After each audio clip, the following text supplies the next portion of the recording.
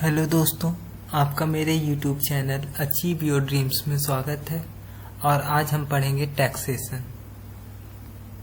सबसे पहले जानते हैं टैक्स क्या होता है, कर क्या होता है। It is mandatory pay to government without any expectation. मतलब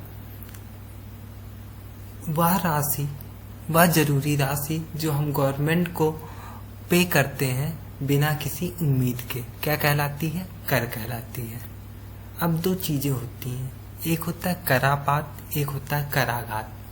करापात को इंग्लिश में बोलते हैं इंसिडेंस ऑफ टैक्स, और कराघात को बोलते हैं इम्पैक्ट ऑफ टैक्स। तो करापात क्या होता है? वह पॉइंट जहां पर टैक्स को इम्पोज किया जाता है, वह पॉइंट जहां पर टैक्स को लगाया जाता है, क्या कहलाता है? करापात। और इम्पैक्ट ऑफ टैक्स क्या होता है? वह पॉइंट जो टैक्स को पे करता है। अब टैक्स कितने प्रकार के होते हैं? दो प्रकार के होते हैं। कौन कौन से? डायरेक्ट टैक्स, इनडायरेक्ट टैक्स, यानी प्रत्यक्ष कर और अप्रत्यक्ष कर। डायरेक्ट टैक्स क्या होता है? डायरेक्ट टैक्स वो होता है जहां पे करापात और कराघात दोनों सेम पॉइंट पर होते हैं, यानी इंसिडेंस ऑफ टैक्स और इम्पैक्ट ऑफ टैक्स दोनों एक ही पॉइंट पे हो तो क्या कहलाएगा? Direct tax. मतलब जैसे किसी व्यक्ति की आय पर कोई कर लग रहा है तो उसको क्या बोलते हैं? Income tax. तो इनकम टैक्स जो होता है जिस व्यक्ति पर लगता है वही व्यक्ति पे करता है, तो क्या होता है? डायरेक्ट टैक्स होता है। जैसे होता है कारपोरेशन टैक्स, निगम कर, जिस कंपनी पर लगता है वही कंपनी उस टैक्स को पे करती है। तो ये सब किस में आएगा? डायरेक्ट टैक्स में। अब देखते हैं अप्रत्यक्ष कर क्या होता है, यानी इनडायरेक्ट टैक्स क्या होता है? जहां पे incidence of tax point A पर हो और impact of tax point B पे हो, यानी कराघात और करापात दोनों अलग अलग पॉइंट पे हो। जैसे जीएसटी, जैसे आप किसी होटल में जाते हैं खाना खाने, तो कर किस पे लगता है? जीएसटी किस पे लगती है? होटल पे, होटल के बिल पे। लेकिन पे कौन करता है? आप करते हैं, यानी कस्टमर पे करते हैं। तो यानी जो करापात है वो कराघात दोनों अलग पॉइंट पे होता है। तो यानी ये कैसा कर होगा? जीएसटी इनडायरेक्ट कर होगा, यानी अप्रत्यक्ष कर होगा। अब देखते हैं टैक्सेशन सिस्टम क्या होता है, कर प्रणाली क्या होती है। ये चार प्रकार की होती है। एक होती है प्रोग्रेसिव सिस्टम, एक होती है प्रोपोर्शनल सिस्टम, एक होती है डिग्रेसिव सिस्टम, एक होती है रिग्रेसिव सिस्टम। प्रोग्रेसिव सिस्टम को कहते हैं प्रगतिशील प्रणाली, प्रोपोर्शनल सिस्टम को बोलते हैं आनुपातिक प्रणाली, डिग्रेसिव सिस्टम को बोलते हैं अधोगामी प्रणाली, और रिग्रेसिव सिस्टम को बोलते हैं प्रतिगामी प्रणाली। प्रगतिशील प्रणाली क्या होती है? जहां पे टैक्स रेट जो होता है जो इनकम के अनुक्रमानुपाती हो, मतलब टैक्स रेट के प्रोपोर्शनल हो। टैक्स रेट जो है इनकम के प्रोपोर्शनल हो, क्या कहलाता है? प्रगतिशील प्रणाली। मतलब जैसे जैसे इनकम बढ़े वैसे वैसे ही टैक्स रेट भी बढ़े। जैसे शुरू में अगर 1 लाख किसी की इनकम है तो उस पर टैक्स कितना पड़ेगा? 10%। यदि किसी की इनकम है 5 लाख तो उस पर टैक्स कितना पड़ेगा? 20%। अगर किसी की इनकम 10 लाख रुपए है तो टैक्स कितना पड़ेगा? 30%। यानी यहाँ पे जैसे से इनकम बढ़ रही वैसे वैसे टैक्स बढ़ रहा है। तो इसको क्या बोलते हैं? प्रगतिशील प्रणाली। और सबसे ज्यादा देशों में यही प्रणाली होती है, अधिकांश कंट्रियों में यही सिस्टम को अपनाया गया है टैक्स के लिए। अब देखते हैं प्रोपोर्शनल सिस्टम क्या होता है, यानी आनुपातिक प्रणाली क्या होती है। इसमें क्या होता है? टैक्स रेट इज कांस्टेंट, मतलब टैक्स रेट फिक्स होता है। जैसे एग्जाम्पल, टैक्स रेट फिक्स कर दिया गया 40%। चाहे वो 10,000 कमाए, चाहे कोई 1 लाख कमाए, चाहे कोई 10 लाख कमाए, सबको अपनी इनकम का 40% देना होगा। जैसे 10,000 वाले को 40% कितना हो जाएगा? 4,000 देना पड़ेगा। 1 लाख जो कमाता है उसे कितना देना पड़ेगा? 40,000। जो 10 लाख कमाता है उसे कितना देना पड़ेगा? 4 लाख। और यूरोपियन कंट्रीज में इसी सिस्टम को अपनाया गया है। अब तीसरा होता है डिग्रेसिव सिस्टम, अधोगामी प्रणाली। इसमें क्या होता है? टैक्स रेट जो होता है इनवर्सली प्रोपोर्शनल होता है इनकम के, मतलब व्युत्क्रमानुपाती होता है इनकम के। यानी जैसे से इनकम बढ़ेगी वैसे टैक्स रेट कम होता जाता है। यानी शुरू में 1 लाख थी तो 30% देना पड़ेगा, फिर आपकी इनकम यदि 5 लाख हो गई तो आपको 20% देना पड़ेगा, यानी फिर आपकी इनकम अगर 10 लाख होगी तो कितना देना पड़ेगा? 10%। में जैसे जैसे इनकम आपकी बढ़ेगी वैसे वैसे आपका जो इनकम टैक्स है वो टैक्स जो है वो कम देना पड़ेगा, मतलब टैक्स घटता जाएगा। इसको क्या बोलते हैं? अधोगामी प्रणाली। और चौथा होता है रिग्रेसिव सिस्टम यानी प्रतिगामी प्रणाली। इसमें क्या होता है? एक लिमिट तक जो होता है, up to a limit, tax rate जो होता है वो इनकम के समानुपाती होती है, लेकिन उस लिमिट के बाद टैक्स रेट जो होती है वो फिक्स हो जाती है। यानी जो ये है, शुरू में क्या होगा? टैक्स रेट इनकम के प्रोपोर्शनल होगी, और बाद में क्या होगा? Tax rate is fix. मतलब ये प्रगतिशील और आनुपातिक प्रणाली का मिक्सचर होता है। जैसे शुरू से इंडिया का जैसे सिस्टम देखिए, 0 से 2.5 लाख तक 0 रुपए, 0 टैक्स। 2.5 लाख से 5 लाख तक 5% यानी टैक्स बढ़ा। फिर 5 लाख से 10 लाख का 20% फिर टैक्स बढ़ा। लेकिन अबोव 10 लाख 30% फिक्स हो गया। मतलब इंडिया में जो टैक्स सिस्टम है वो कौन सा है? रिग्रेसिव सिस्टम यानी प्रतिगामी प्रणाली। अपने देश का जो सिस्टम है वो क्या है? प्रतिगामी प्रणाली। मतलब शुरू में क्या होता है? ये बढ़ता है और फिर एक लिमिट के बाद फिक्स हो जाता है। तो ये क्या होता है? It is mixture of progressive and proportional system का। इसका एग्जाम्पल क्या है रिग्रेसिव सिस्टम का? इंडिया। अब एक देखते हैं लाफर कर्व क्या होता है।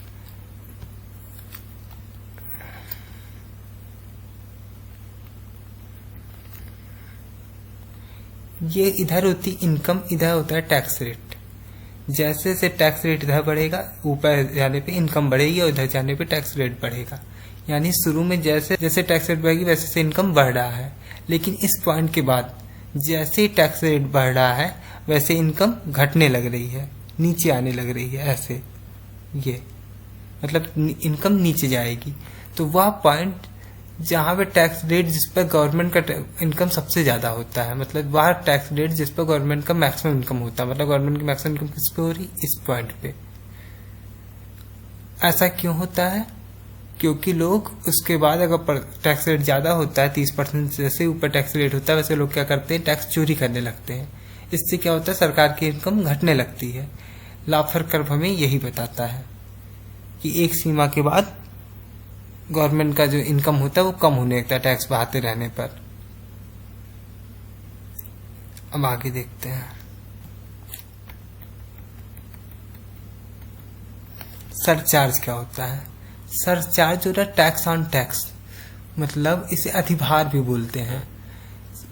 अगर किसी की इनकम 10 लाख से ऊपर होती है तो अधिभार देना पड़ता है, मतलब यानी सरचार्ज देना पड़ता है।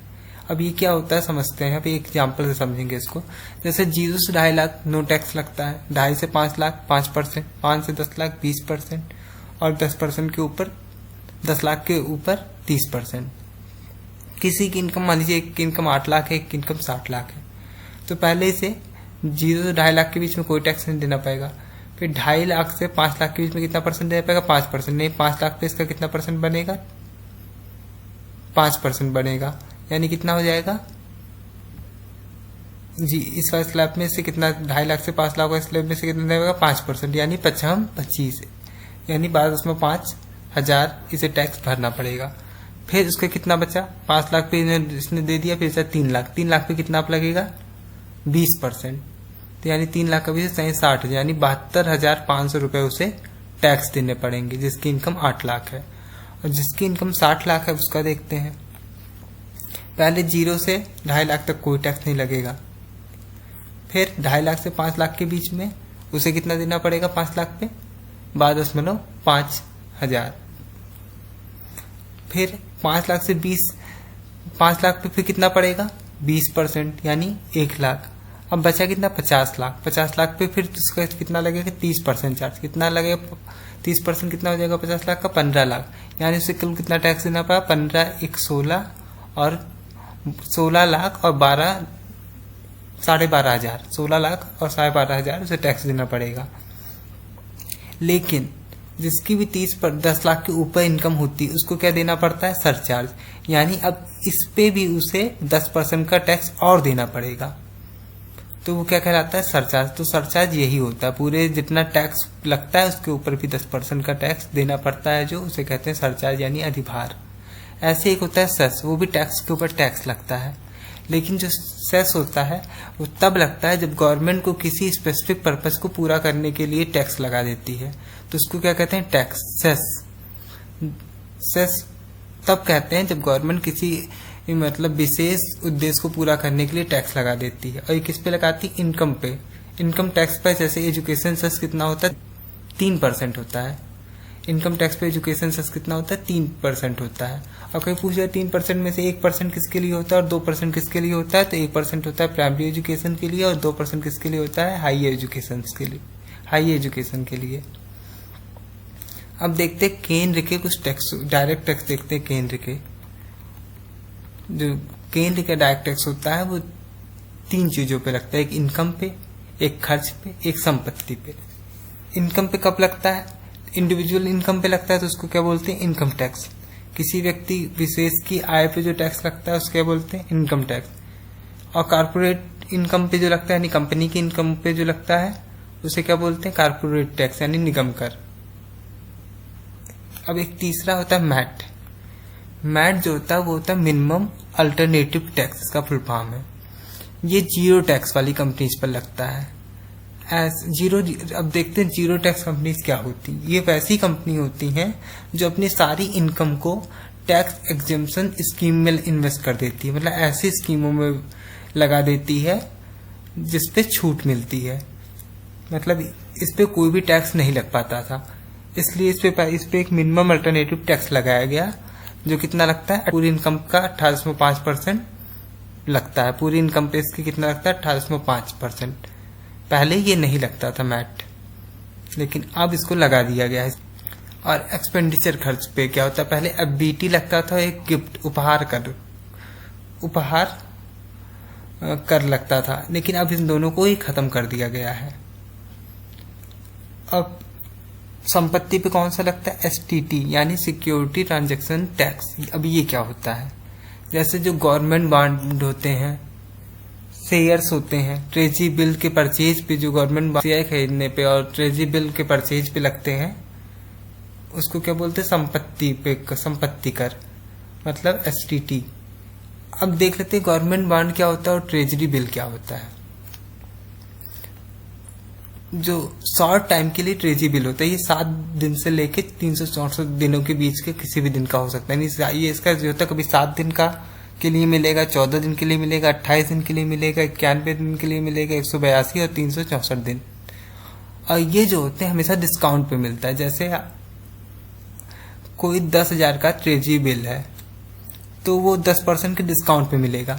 जैसे आपको 10% डिस्काउंट मिलेगा, आपको 9,000 मिल जाएगा। और जब आप उस बिल को फिर से बेचेंगे तो आपको कितने रुपए मिलेंगे, 10,000 रुपये मिलेंगे। आपको मिला 9,000 में, यानी डिस्काउंट पे मिला, आपको क्या होगा, आपका 1,000 का फायदा होगा। तो ये जो होते हैं हमेशा 1 साल के अंदर के लिए मिलते हैं, 7 दिन से लेके 364 दिनों के तक के लिए होते हैं। यानी 7 दिन के लिए मिलेगा, या 14 दिन के लिए, 28 दिन के लिए, या 91 या 182 या 364 दिन के लिए। ये क्या होते हैं, ट्रेजरी बिल। और गवर्नमेंट बॉन्ड क्या होते हैं, लॉन्ग टाइम के लिए मिलते हैं। ये 1 साल के लिए मिलेंगे, 5 साल के लिए, 10 साल के लिए, 20 साल के लिए। इसमें क्या होता है, इसमें इन्वेस्ट करने वाले, इसको खरीदने पे इस पे इंटरेस्ट मिलता है। और जो ये लेन देन होता है ये आरबीआई द्वारा होता है और ये गिल्ट एज मार्केट में होता है। और इस प्रोसेस को बोलते हैं ओपन मार्केट ऑपरेशन, OMO भी कहते हैं इसको, यानी ओपन मार्केट ऑपरेशन कहते हैं। ये लेन देन पूछा जाता है क्योंकि गवर्नमेंट, ये ट्रेजरी बिल और गवर्नमेंट बॉन्ड का लेन देन कहाँ पे, किसके द्वारा होता है, तो आरबीआई द्वारा होता है। और कहाँ पे होता है, गिल्ट एज मार्केट में। आगे देखते हैं। अब डायरेक्ट टैक्स स्टेट का देख लो, केंद्र का हम देख चुके हैं, स्टेट का देख लेते हैं। स्टेट जो होता है एग्रीकल्चर टैक्स लगा सकती है, और कितना लगा सकती है, 10,000 रुपये। लेकिन कोई भी स्टेट लगाती नहीं है ये, वो चाहे तो एग्रीकल्चर पे टैक्स लगा सकती है, एग्रीकल्चर टैक्स लगा सकती है, लेकिन वो लगाती नहीं है।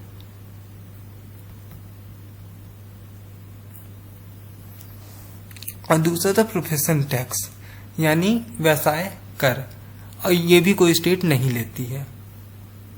डायरेक्ट टैक्स स्टेट लगा सकती है लेकिन लगाती नहीं है। और अब देखते हैं इनडायरेक्ट टैक्स। सेंटर का देखते हैं और स्टेट का। सेंटर में क्या होता है, कस्टम ड्यूटी। कस्टम ड्यूटी क्या होती है, जैसे जब कोई सामान हमारे देश से दूसरे सामान आयात या निर्यात होता है, जो उस पर टैक्स लगता है, मतलब इंपोर्ट और एक्सपोर्ट पे जो टैक्स लगता है उसको क्या बोलते हैं, कस्टम ड्यूटी। ये कैसा टैक्स होता है, इनडायरेक्ट टैक्स होता है। एक्साइज ड्यूटी मतलब उत्पादन कर, जो ये होता है वो कैसा कर है, इनडायरेक्ट टैक्स। ये किसका है, केंद्र का है। सर्विस टैक्स, ये भी किसका है, केंद्र का है। वैट एक होता है वैल्यू एडेड टैक्स। ये सबसे पहले फ्रांस में लागू किया गया था। भारत में पहले ये था, लेकिन इसको हटा के जीएसटी को ले आया गया अब इसकी जगह। और एक होता है डीडीटी यानी डिविडेंड डिस्ट्रीब्यूशन टैक्स, यानी लाभांश वितरण कर। ये कर किसके होते हैं, केंद्र के होते हैं। और कैसे कर होते हैं, इनडायरेक्ट टैक्स यानी अप्रत्यक्ष कर। अब देखते हैं स्टेट का। स्टेट भी लगाती है वैट, लेकिन किस पे लगाती है, न्यूज़पेपर पे। ये कर कैसा, अप्रत्यक्ष किसका, स्टेट का। लिक्वर मतलब रसायन घोल यानी शराब, नारकोटिक्स नशीली दवाएं, लॉटरी, इंटरटेनमेंट, इलेक्ट्रिसिटी, एडवर्टाइजमेंट, इस सब पे जो टैक्स लगता है वो कौन लगाता है, स्टेट लगाती है। वो कैसा कर होता है, इनडायरेक्ट टैक्स होता है वो। अब एक होता है टोबिन टैक्स, यानी इंटरनेशनल करेंसी का एक्सचेंज करने पे लगने वाला टैक्स जो होता है उसको बोलते हैं टोबिन टैक्स। एक होता है सिन टैक्स। जो सिन टैक्स होता है ऐसे प्रोडक्ट पे जो मानव स्वास्थ्य के लिए को प्रभावित करते हैं यानी हानिकारक होते हैं, उसको क्या बोलते हैं, सिन टैक्स बोलते हैं। जैसे तंबाकू, गुटखा, इस सब पे जो टैक्स लगता है उसको क्या बोलते हैं, सिन टैक्स बोलते हैं। और वैट, एलके झा कमेटी के सुझाव पे वैट यानी वैल्यू एडेड टैक्स लगाया गया था इंडिया में। किसके सुझाव पे लगाया गया था, एलके झा कमेटी के सुझाव पे।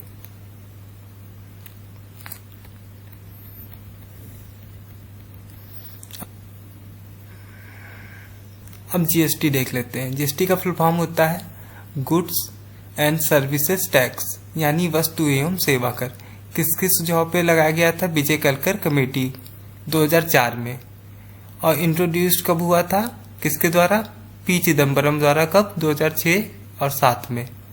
अब देख लेते हैं जीएसटी के आने के बाद खत्म होने वाले टैक्स, जो स्टेट में खत्म हुए और जो सेंटर में खत्म हुए, मतलब केंद्र में।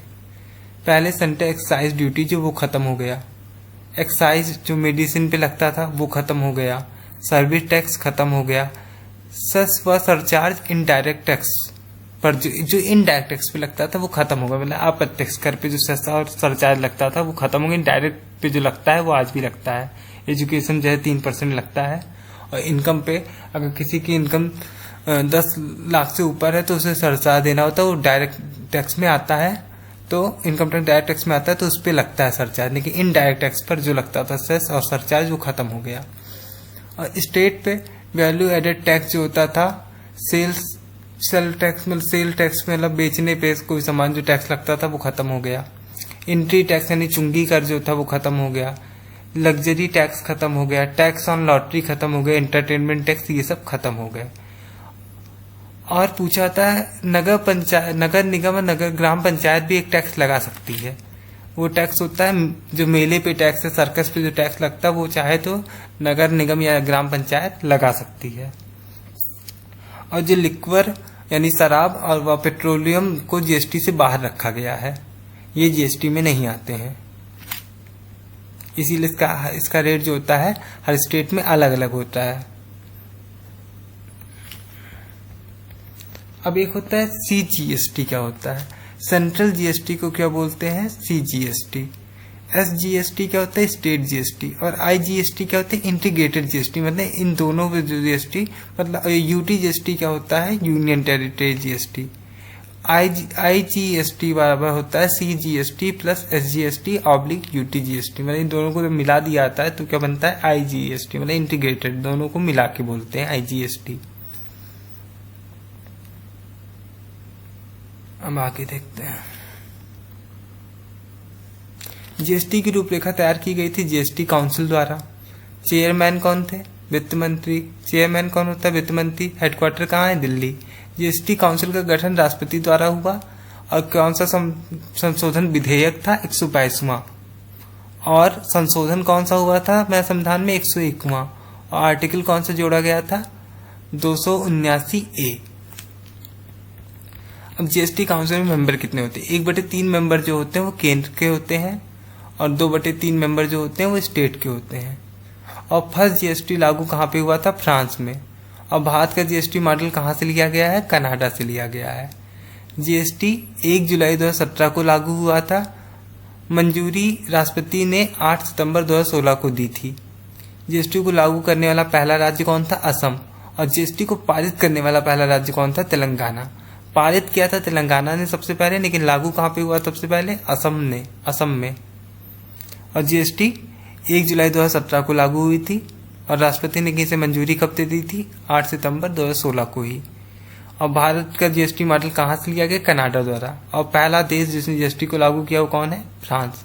और जीएसटी में जीएसटी काउंसिल में जो मेंबर होते हैं 1/3 मेंबर जो होते हैं वो केंद्र से होते हैं और 2/3 मेंबर जो होते हैं वो स्टेट से होते हैं।